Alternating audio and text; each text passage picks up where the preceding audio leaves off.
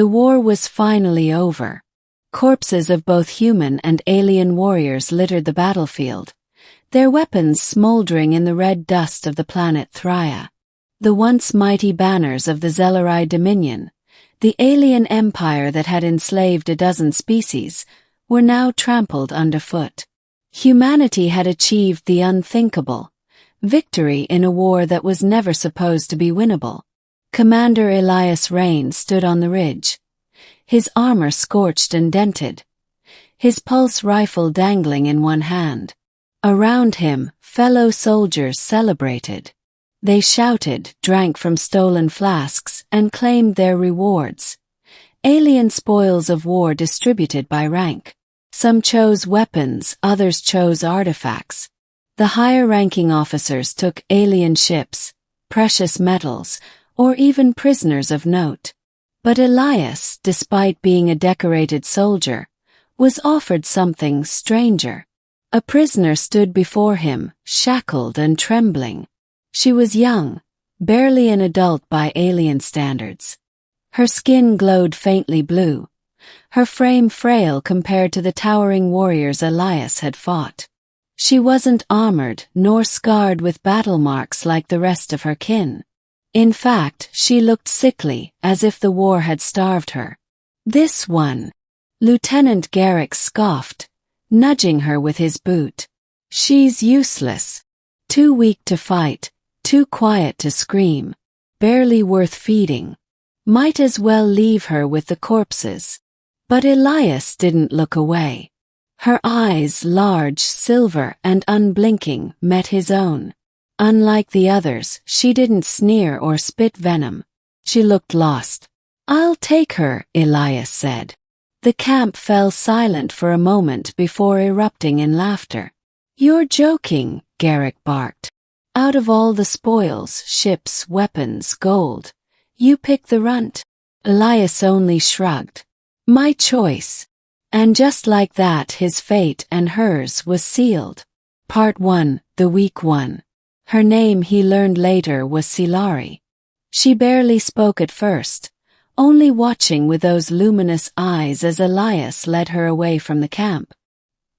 He hadn't taken her as property or slave, though the others thought so.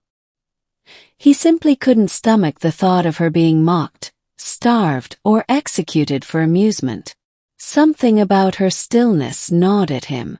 The war had taught Elias to recognize strength. But with Silari, he recognized something else: potential. At first, she resisted his attempts to help. She refused food, refused to sleep under the shelter he built. Only when he left a bowl of rations near her feet and walked away did she finally eat. Trust came slowly. Weeks passed as Elias's unit patrolled the conquered territory. Silari remained at his side, fragile and silent. His comrades sneered. "She's dead weight, Rain. She's a pet, not a soldier. Waste of your time."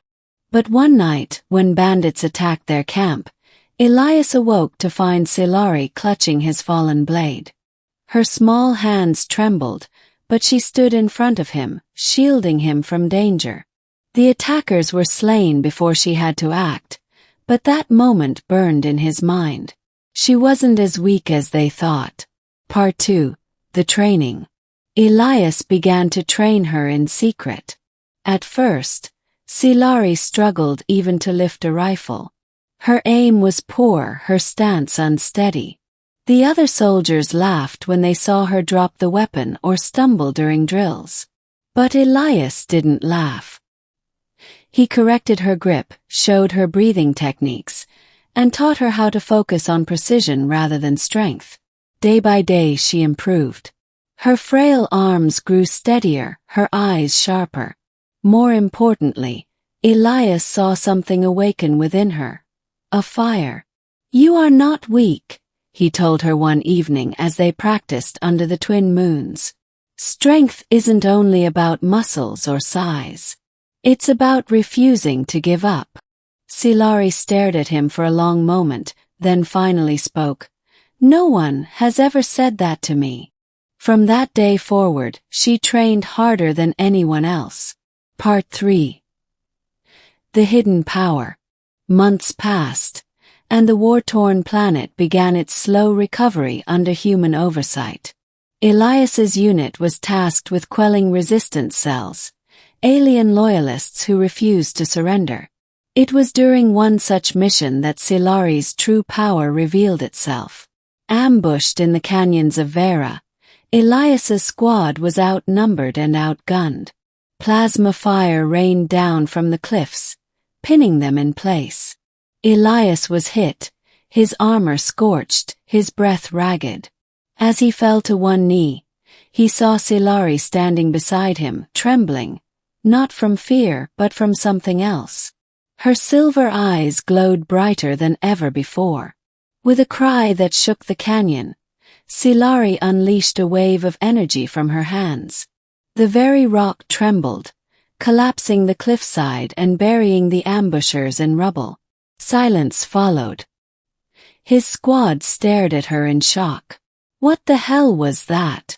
Garrick muttered. Silari collapsed to the ground, breathing heavily. "I didn't know. My people forbid it. They said I was too weak to control it."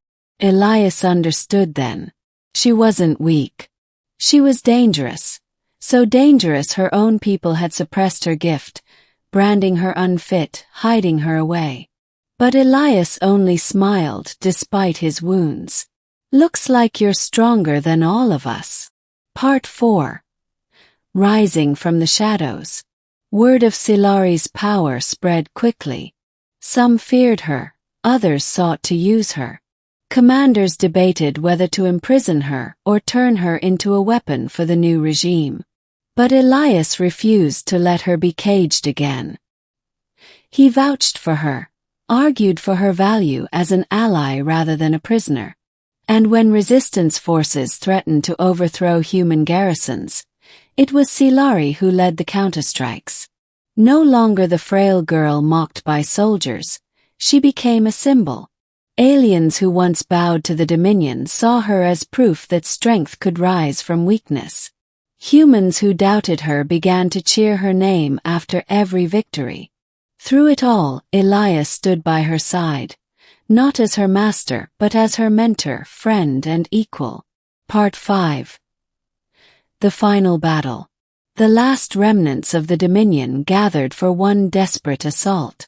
They unleashed their might upon the human settlements, determined to reclaim what they'd lost. Silari led the defense.